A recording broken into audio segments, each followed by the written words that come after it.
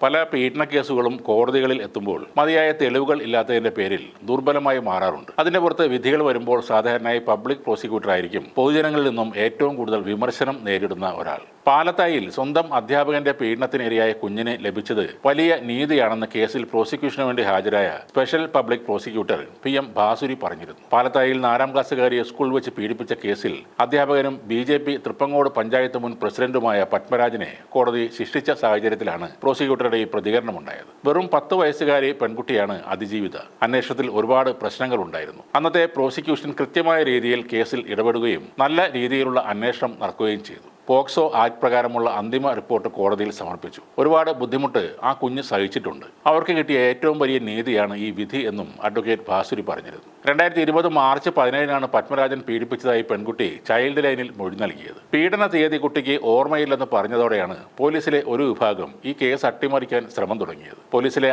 RSS സ്വാധീനമാണ് പിന്നീട് കണ്ടത്. FIR രജിസ്റ്റർ ചെയ്ത പാനൂർ SHO TP ശ്രീജിത്താണ് പ്രതിക്ക് അനുകൂലമായി ആദ്യം രംഗത്ത് വന്നത്. പ്രതി സ്കൂളിൽ ലീവായിരുന്ന ദിവസം പീഡന തീയതിയായി FIR-ൽ രേഖപ്പെടുത്തി. പോലീസ് പറഞ്ഞ തീയതിയാണ് പിന്നീട് കുട്ടി കൗൺസിലർമാരോടും ഡോക്ടർമാരോടും നൽകിയ മൊഴിയിലുള്ളത്. ദുർബല വകുപ്പുകൾ ചുമത്തി കേസ് രജിസ്റ്റർ ചെയ്ത് കുറ്റപത്രം സമർപ്പിച്ചതോടെ 90-ാം ദിവസം പ്രതി ജാമ്യത്തിലിറങ്ങി. അതോടെ കുട്ടിയുടെ മാതാവ് ഹൈക്കോടതിയെ സമീപിച്ചു. കുട്ടി നൽകിയ രഹസ്യമൊഴി കേസന്വേഷണത്തിന് മേൽനോട്ടം വഹിച്ച അന്നത്തെ ക്രൈംബ്രാഞ്ച് IG S ശ്രീജിത്ത് തന്നെ വെളിപ്പെടുത്തിയതും വിവാദമായി. പ്രതിയുടെ ജാമ്യം റദ്ദാക്കാൻ മാതാവും ആക്ഷൻ കമ്മിറ്റിയും ഹൈക്കോടതിയെ സമീപിച്ചപ്പോൾ ഈ പെൺകുഞ്ഞെ കള്ളം പറയുകയാണ് എന്നാണ് അന്വേഷണ സംഘം ഹൈക്കോടതിയിൽ റിപ്പോർട്ട് നൽകിയത്. പ്രതിക്കെതിരെ പോക്സോ ചുമത്തി ക്രൈംബ്രാഞ്ച് DVSP TK രത്നാകരനാണ് അന്തിമ കുറ്റപത്രം സമർപ്പിച്ചത്. വിചാരണ വേളയിൽ അന്നത്തെ സ്കൂളിലെ പ്രധാന അധ്യാപകൻ KK ദിനേശൻ പ്രതിക്ക് അനുകൂല മൊഴി നൽകിയിരുന്നു. പീഡനം നടന്നതിന് ശേഷം മാസങ്ങളോളം കുട്ടി സ്കൂളിൽ വന്നിരുന്നില്ല. എന്നാൽ സ്കൂൾ രജിസ്റ്ററിൽ ഹാജർ രേഖപ്പെടുത്തിയിരുന്നു. ഉച്ചക്കഞ്ഞി അലവൻസ് നിലനിൽക്കുന്നതിന് വേണ്ടിയാണ് അങ്ങനെ ചെയ്തതെന്നാണ് ഈ പ്രധാനാധ്യാപകൻ അതിന് നൽകിയ മറുപടി. കേരളം മുഴുവൻ ചർച്ച ചെയ്ത പാലത്തായി പീഡനക്കേസിൽ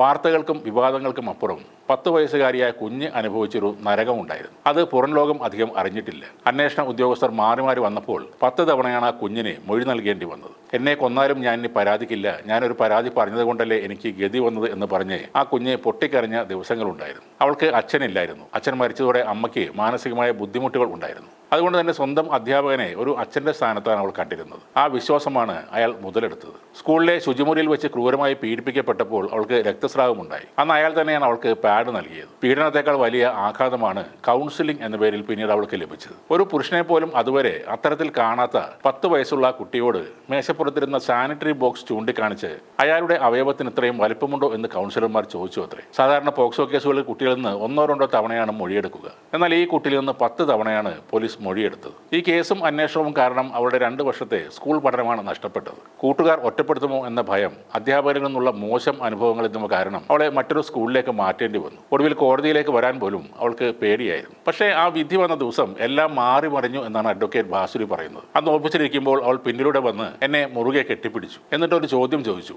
ആൻറ്റി, ഇനി ഞാൻ പറയട്ടെ, ഞാൻ തന്നെയാ പാലത്തായിലെ ആ കുട്ടിയെന്ന്. ഇനി സ്കൂൾ വെച്ച് ഏതെങ്കിലും കുട്ടികൾ എന്നെ തിരിച്ചറിഞ്ഞാൽ ഞാൻ എഴുന്നേറ്റ് എന്ന് പറയും, അതെ, ഞാനാണ് ആ പാലത്തായിലെ കുട്ടി, ഞാനൊരു തെറ്റും ചെയ്തിട്ടില്ല എന്ന്. ഭയന്ന് വിറച്ചിരുന്ന ആ പെൺകുട്ടിയിൽ നിന്ന് തലയുയർത്തി നിൽക്കുന്ന ഒരു പോരാളിയിലേക്കുള്ള അവളുടെ ആ മാറ്റം, അതായിരുന്നു തൻ്റെ ഏറ്റവും വലിയ വിജയമെന്നും നിയമപോരാട്ടങ്ങൾ ജയിക്കുന്നതിനേക്കാൾ വലുതാണ് ഇതുപോലെ ഒരു കുഞ്ഞ് തിരികെ ജീവിതത്തിലേക്ക് കയറി വരുന്നത് കാണുമ്പോൾ ലഭിക്കുന്ന സന്തോഷമെന്നും പറയുകയാണ് അഡ്വക്കേറ്റ് ഭാസുരി.